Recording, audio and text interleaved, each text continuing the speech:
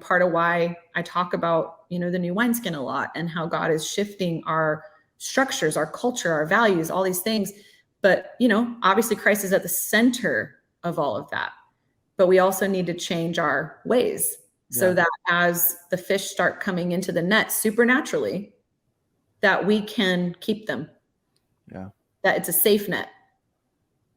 So God's been really, speaking to me as well, just in this topic, right, about judgment and just about like what is judgment? Because we get scared about that word sometimes, like, judgment, and that's scary. But even God's judgment in our lives and in the church and all of that, like, it's actually just the removal of mercy. So that your own consequences begin to actually manifest. The mercy of God withholds judgment, right? The mercy of God keeps back what we deserve, right? That's how we understand mercy. It keeps back what actually should happen as a result of sin in our life, as a result of choices, as a result of the way we live, as a result. And so we've been living in such a season of mercy that we've begun to think that that's like normal. And so as mercy almost like pulls back, we begin to feel the weight of our consequences, the weight of sin, the weight of these things in our life. And that presses us to deal with those things, right? Because God's like, hey, I want you to deal with this without my mercy being totally lifted, because then the consequences are fully manifested.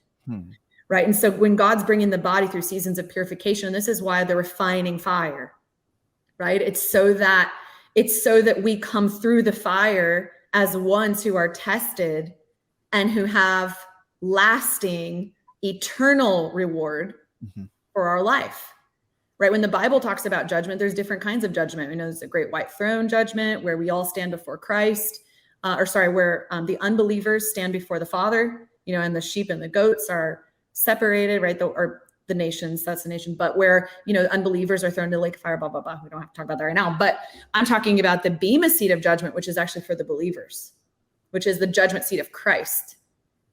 And so in 1 Corinthians 9, it talks about the bema seat, which is the judgment seat of Christ. Now the bema seat is modeled after, the Greek Roman culture, where they would have a judgment seat during athletic games. And so the one presiding over athletic games was basically the one observing how the contestants run the race, right? So then when Paul refers to run your race to receive the crown, to receive the prize, right? Like this is the concept that he's drawing from, is this athletic game where people would play in order to receive reward, right? So the one sitting on the bema seat, it wasn't to judge like who's kicked out of the game, but it was more to observe who is playing by the rules, who is doing what they're meant to do in the game so that they can be presented with reward, right? So it's testing and reward that Jesus judges in the life of believers. Like in 2 Corinthians 5:10, where it says, we all must appear before the bema, the judgment seat of Christ, so that each one may receive what is due for what he has done in the body, whether good or evil. So the judgment of believers. And then what endures the fire of that judgment, the refining fire, right? Refining fire in this life saves us from judgment fire in that life. Because what happens not in that life, but in that age to come, what happens in the judgment of Christ is things burn up, and what remains is what had eternal value. God is wanting to bring the body into a place where we are living for eternal value, right? And when Paul talks about in 1 Corinthians 3, be careful what you build with, wood, hay, straw, or are you building with precious stones, things that are going to last through the fire? Because when God looks at our works, when Jesus is looking at what we have done, our hope is that what we have done honored him and we will receive a reward.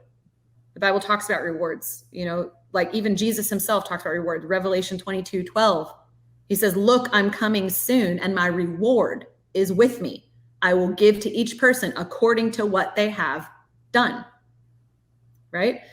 So the Bible talks about crowns in all kinds of places, the crowns that we receive as rewards, a crown of righteousness, a crown of, right? Like there's the crowns were placed on the head of the victors, the people who finished the race, right? Who won the game. And so we don't live a life in Christ to do, right? We understand, we've had a lot of revelation that the being comes before doing. The doing comes out of obedience. And that's the lordship, that he's bringing us into the place of full, all the way death. Yay. So that we'll follow him. And the pressure that's going to come from the world is going to bring a new purity in the church.